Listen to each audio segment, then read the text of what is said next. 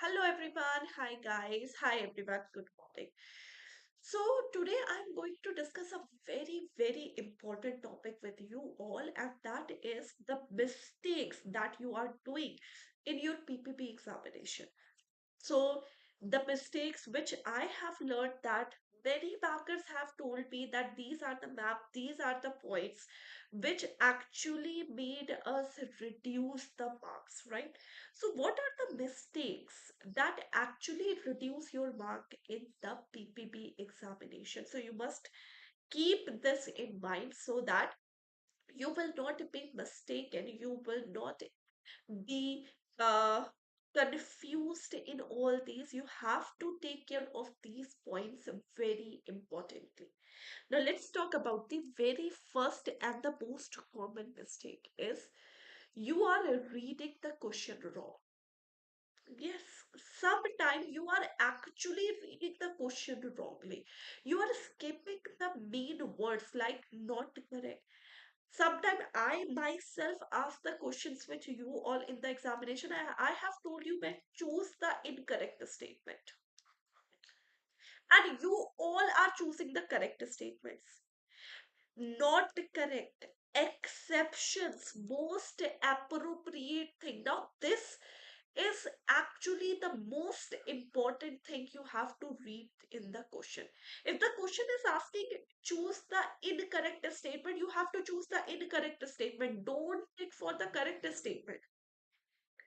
And don't assume that every time they are asking the correct statement. So this is a general assumption. You are all assuming in your mind that yes, ma'am, the examiners are always asking the correct questions or correct statements. So I have taken this. No, please read out the question. Please read out the question carefully before attempting that question. Because if you are asked to choose the incorrect statement, choose that incorrect statement. And if you are asked to choose the correct statement, you have to choose the correct statement, right? So language is a very important part. One word, it can change the entire meaning of the complete question. Yes. So how you have to think? First of all, you have to make sure that you have read the question carefully. You have to make sure that you have to read it fast and accurately. You don't have to miss the word. You don't have to waste your time there. Second, you are confusing yourself with the similar banking term, especially in the PPP. When we are talking about the PPP examination, there are similar words, like, for example, working capital term loans, hypothecation lien, security collateral, NPA SMA, very important, cash credit overdraft, sanctions, and disbursement. So these are very similar words, but every word has different meaning. Every word has different regulatory frameworks. Every word has a different definitions. Like, for example, hypothecation is different, lien is different. Like, for example, mortgage is different, hypothecation is different. Cash credit is different, overdraft is different.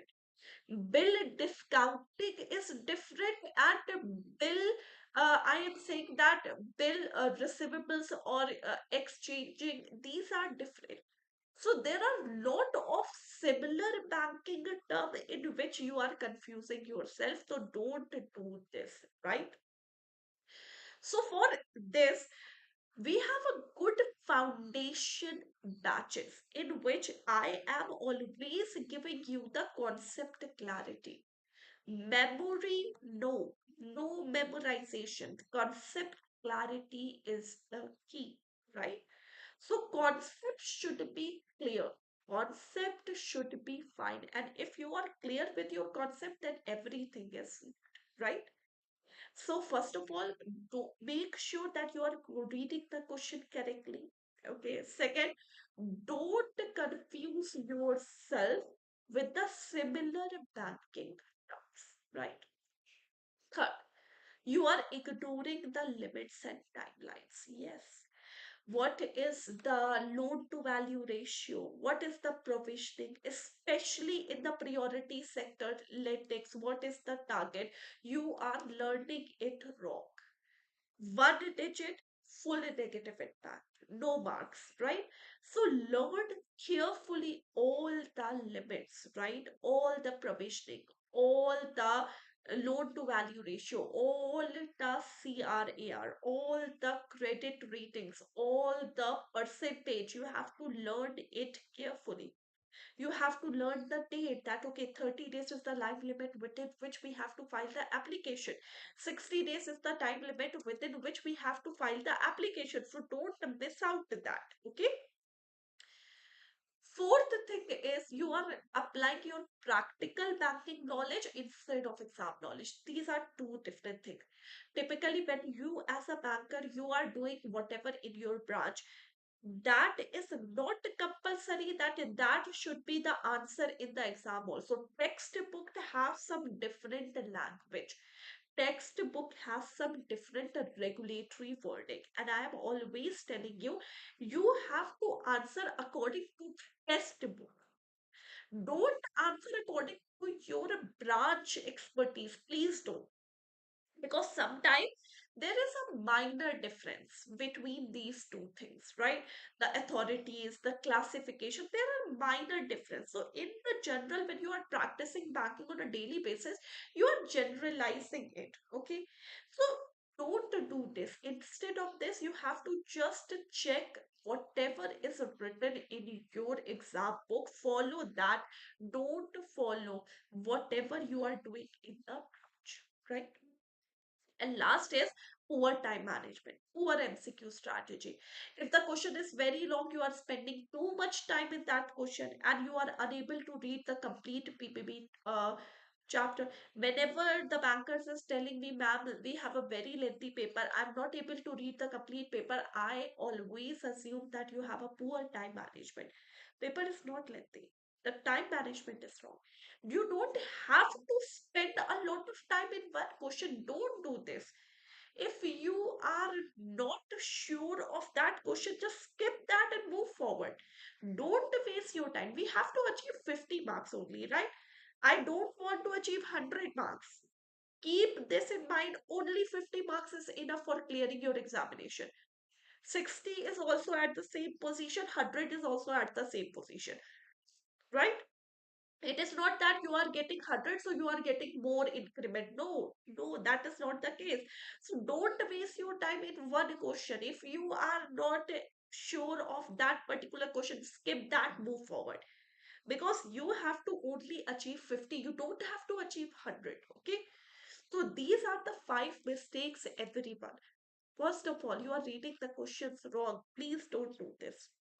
Second, you are confusing yourself in the similar banking term. Don't do this. You are ignoring the time limits. Don't do this. You are applying the practical banking knowledge. Don't do this. You are having a poor MCQ strategy. Don't do this. Right?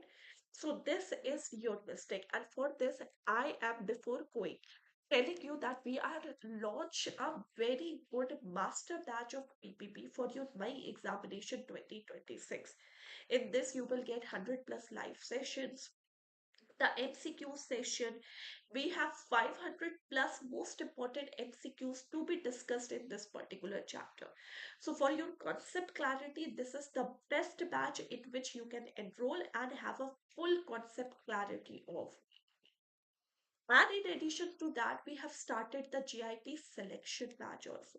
Now, GIP selection batch is actually designed for the working banking professionals who actually want to clear their exams. And it covered the complete syllabus with a very strong foundational approach. Okay. After completing this particular selection batch, you will get a good concept clarity, better numerical understanding, better case studies understanding, right? And at Oliveboard, you actually learn from the faculties which have 14 plus experience and they have guided 20,000 plus backers to achieve their JIP examination selection. So this is a very good batch in which you will get the recorded videos of the foundation batch plus the live videos of the MCQs. So don't miss out these batches, everyone. Okay. So thank you so much everyone for joining this session. I hope that I am very clear to all of you. Thank you so much. Take care everyone. Bye bye guys. Bye everyone. Take care.